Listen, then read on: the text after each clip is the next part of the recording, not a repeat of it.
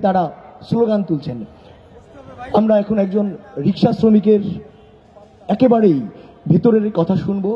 তিনি একটি গান লিখেছেন, তিনি বলেছেন এটা তার স্বরচিত গান।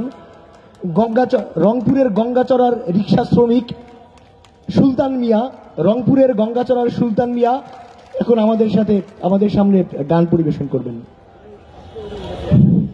আসসালামু আলাইকুম। আমাকে এখানে সময় দেওয়ার জন্য সবাইকে ধন্যবাদ। তা আমি এবারে একটা গান বলবো। আমি 30 বছরে কোনো সময় গান গাই নাই। আমার মনের আবেগে এই আন্দোলনের পর আমার ইচ্ছে হয়েছে একটা গান বলবো, আপনারা দয়া করে শুনবেন।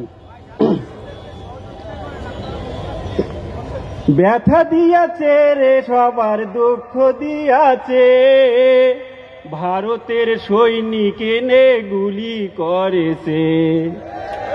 ব্যথা দিয়াছে রে সবার দুঃখ দিয়াছে, ভারতের সৈনিক এনে গুলি করেছে।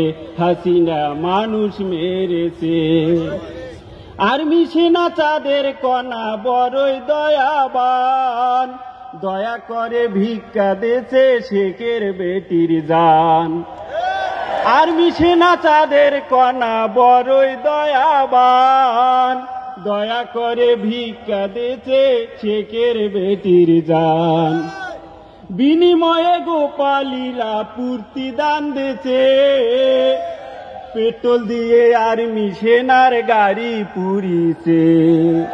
বিনিময়ে গোপালীরা পূর্তি দান দেছে,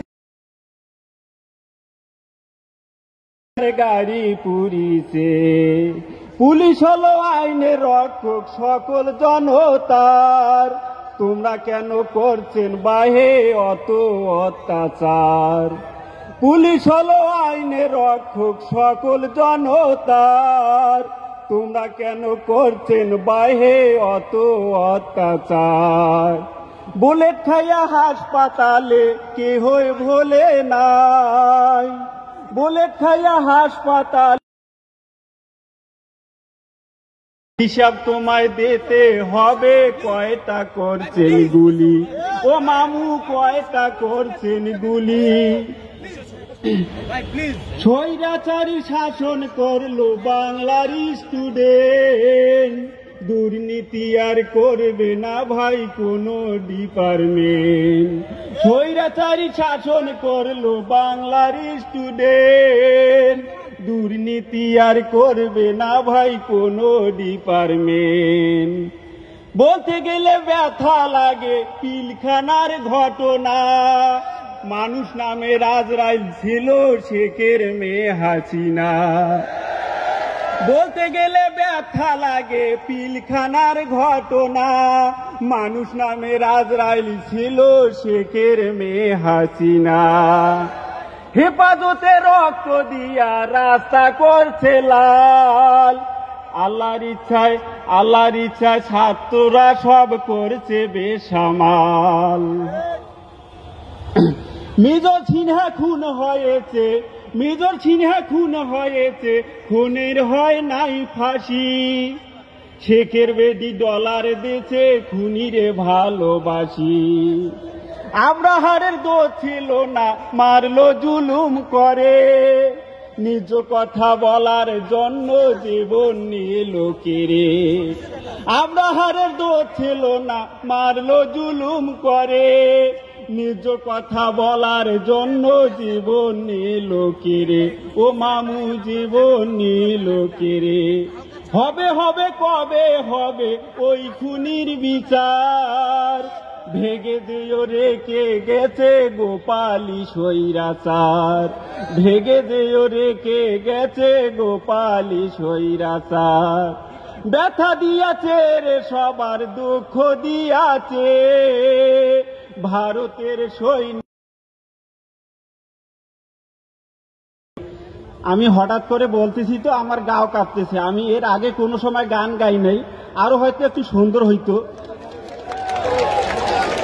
তবু আমি বলতে চাচ্ছি উনি মহা খেলোয়াড়। উনি নিজের দলকে টিম বানাইয়ে ক্রিকেট খেলছে, কেউ উইকেট ধরার মতো ছিল না। আল্লাহ পাকের ইচ্ছায় ছাত্ররা ওনার উইকেট ধরেছে। তো ঠিক আছে, এখানে অনেক লোক আছে, আমি এই পর্যন্ত সমাপ্তি দিলাম। আপনারা সবাই আমার জন্য দোয়া করবেন। আমার বাড়ি রংপুর। আসসালামু আলাইকুম। আমাদের এই স্বৈরাচার বিরোধী আন্দোলনের প্রথম যিনি প্রতীক শহীদ আবু সাইদ, এই সুলতান মিয়ার বাড়ি সেই শহীদ আবু সাইদের এলাকায় রংপুরে। তো এই পর্যায়ে আমি আমাদের আরেকজন এর কথা শুনবো। লেখক, প্রকাশক, বুদ্ধিজীবী শ্রেণীর একটি বড় অংশগ্রহণ ছিল, আপনারা জানেন নিশ্চয়ই, যারা তাদের প্রত্যেকের জায়গায় জায়গায় থেকে আমাদের সাথে সাহস জুগিয়েছেন, কাজ করেছেন। এই পর্যায়ে কথা বলবেন সূচিপত্র প্রকাশনীর প্রধান নির্বাহী কর্মকর্তা ও লেখক সাইদ বাড়ি। আমি বাড়ি ভাইকে বক্তব্য রাখার জন্য অনুরোধ জানাচ্ছি।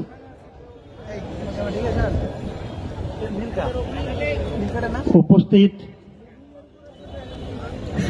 শহীদের বাবা, কয়েকজন বাবা এখানে উপস্থিত আছেন। উপস্থিত জাতীয় নেতৃবৃন্দ, ছাত্র জনতা, ভাই বোনেরা, আসসালামু আলাইকুম। আজকে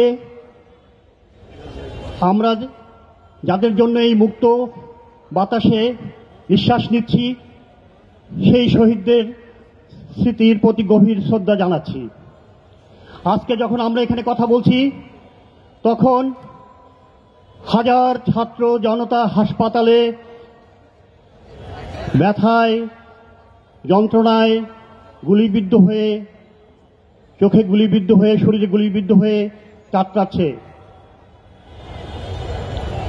আমি